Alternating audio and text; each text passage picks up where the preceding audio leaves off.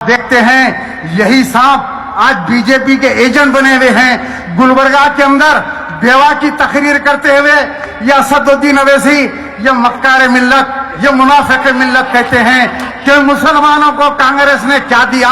अरे तुमको दारुसलाम दिया, तुम्हारे को मेडिकल कॉलेज, इंजीनियरिंग कॉलेज दिया, तुम्हारे को एमसीए एमबीए कॉलेज दिया, पहाड़ के ऊपर तुमने 100 करोड़ का पैलेस दिया तुमको। आज तुमको क्या नहीं दिया।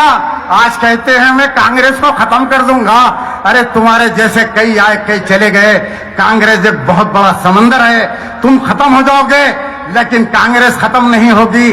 फिर एक वक्त आएगा आप देखेंगे कांग्रेस की कदमों में यही असदुद्दीन अवैसी बैठे नजर आएंगे। कहते हैं कि मैं कांग्रेस को जूती की नोक पे रखता हूं। इतनी बड़ी बड़ी बातें, कांग्रेस की जूतियों की गोद में बैठे रहे। सोनिया गांधी अम्मा के पैरों में पड़े रहे, दूध पीते रहे। अम्मा मैं भी राहुल के जैसा हूं, दूध पिलाओ। 10 साल कांग्रेस के साथ रहे, नहीं रहे ना। हाँ, उसके बाद रातें रात कांग्रेस को छोड़ दिए। केसीआर के घर पे दोनों भाई पहुंच गए, बोले अन्ना आई लव यू। अन्ना बोला कैसा आई लव यू, तुम्हारे मर्द तो कांग्रेस वाले हैं। बोले हम तलाक दे दिए, अब तुम्हारे से निकाह कर लेते हम। गले में फूर का हार डाले। केसीआर ने पूछा मुझ में क्या चीज पसंद आई, तो बोले अन्ना आपकी नाक बहुत प्यारी है। दोनों मिलके केसीआर की नाक को पप्पुआ लेने लगे और ये 150 किलो के ये बैगनी मिल्लत और हमारी बीपाशा दोनों उसके गोद में बैठ गए और रातें रात केसीआर को अपना मर्द बना लिए। अच्छा करे बना लिए, लेकिन कांग्रेस को गालियां क्यों दे रहे हैं मुझे ये बताओ। कांग्रेस को गालियां देने की वजह बताओ। 6 साल पहले तक हैदराबाद के अंदर मेयर कांग्रेस की जूतियों की तुफैल से बना।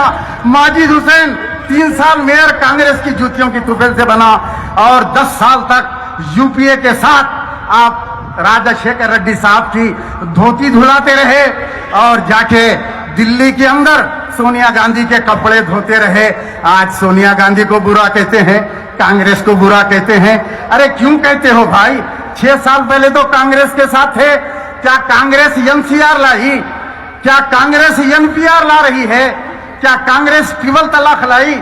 आर्टिकल 370 के ऊपर पार्लियामेंट के अंदर जब बिल पास हुआ तो ये जालिम केसीआर ने साथ दिया और असदुद्दीन अवैसी मुखालिफत करते हैं और हैदराबाद में आके दोनों मिलके हनीमून मनाते हैं। अरे मुसलमानों जरा गौर करो, ये बीजानापा का बेवा का बगवा जरा आप लोग पूछो उससे।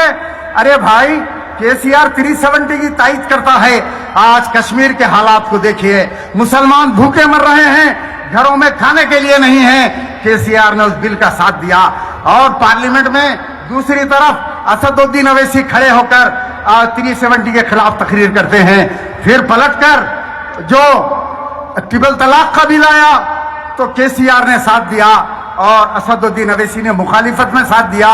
मजे की बात यह है ये दूल्हा दुल्हन तेलंगाना में आके हैदराबाद में एक दूसरे को प्यार कर रहे हैं। अरे वहां मुखालिफत में कर रहा है केसीआर, तुम्हारा दोस्त कैसा हुआ?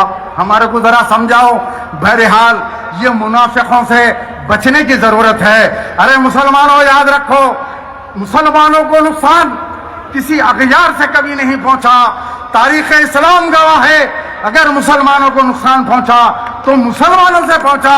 ये वो गद्दार कायदीन हैं, मैं डंके की चोट पे कहता हूं, ये बिछे हुए हैं और ये लोग बीजेपी के एजेंट हैं। इनका काम है तेलंगाना में 7 सीट पे लौटे हैं, उत्तर प्रदेश में जाके 40 सीट पे लौटे हैं। अमित शाह के हेलीकॉप्टर में बैठ के घूमते हैं। अरे जिस दिन अमित शाह का काम निकल जाएगा ये तड़ी पार तुम्हारा हेलीकॉप्टर ऊपर ही गायब कर देगा। खाली गायबाना नमाज़े जनाजा होगी तुम्हारी। ये बीजेपी आरएसएस है, ये जब तक काम निकलेगा रखेंगे, जिस दिन काम खत्म हो जाएगा उनका हेलीकॉप्टर हवा में खत्म हो जाएगा। बहरहाल अब ये तमाम चीजों को देखकर बीपाशा को भी जोश आ गया हमारी। मेरी बीपाशा बोली मैं भी एहतजाज करूंगी, निकल के जा रही है औरंगाबाद। क्यों यहाँ हैदराबाद में शेर है ना तुम, ये शेरा नहीं आ रहे? तो बोले नहीं, जू गार्डन के गाड़ियां निकले हुए शेरों को पकड़ लेते कहते।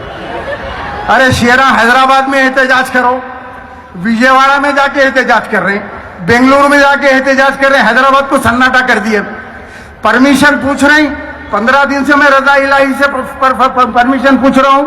हमारे सदर मोहतरम जनाब जहीरुद्दीन अली खान साहब, अल्लाह उनको सलामत रखे, उनको उनके फैमिली को सेहत और आफियत से रखे। हमारी सरफरोशी करते हैं सियासत के मैनेजिंग एडिटर साहब, हमको कहते हैं जहीर साहब, सलीम साहब, सब्र से काम करो, सब्र से काम करो।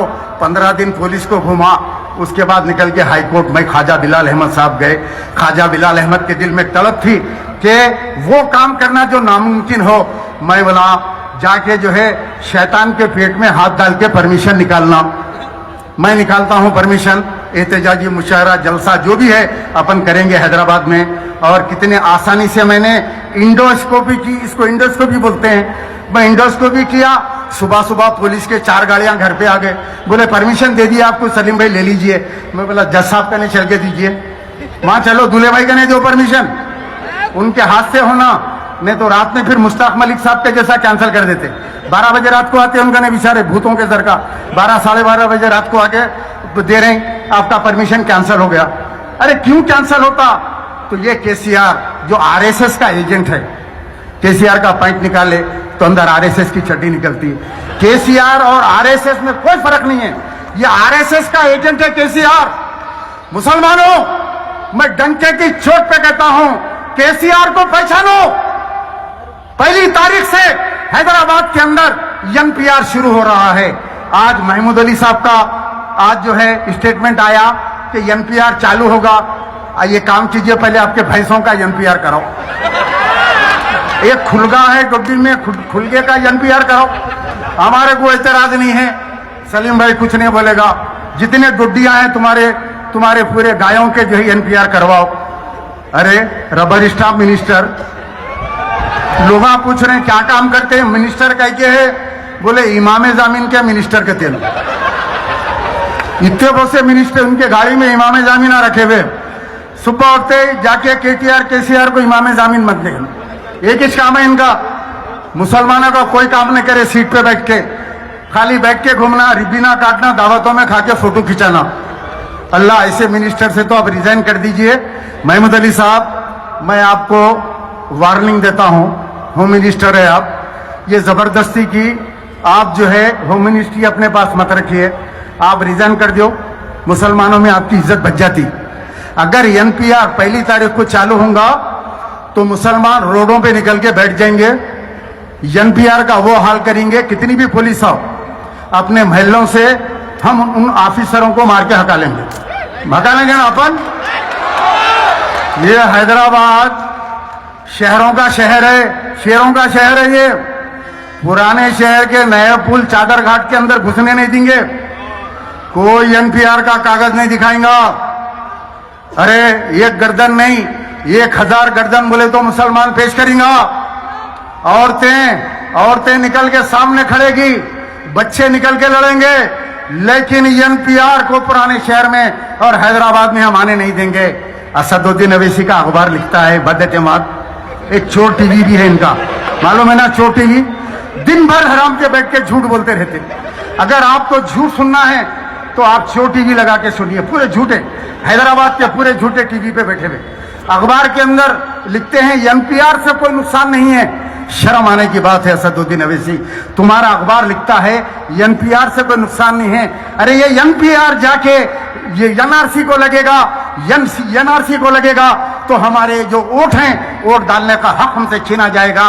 अरे कांग्रेस अच्छी थी या कांग्रेस बुरी थी, मैं जाती तौर पर आज ये कहता हूं, बेशक कांग्रेस से बहुत बड़ी गलतियां हुई, कांग्रेस मुसलमानों से दूर हो गई, लेकिन इसका मतलब ये नहीं है कि आज जो आरएसएस की हुकूमत आ गई उसको खत्म करने के लिए हमको कांग्रेस को दोबारा इख्तिदार पे लाना पड़ेगा।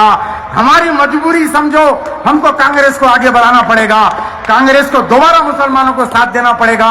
मैं ये जाती तौर पे कह रहा हूं, मैं कांग्रेस का कोई मेंबर नहीं हूं, मैं कांग्रेस का कोई लीडर नहीं हूं। फिरोज खान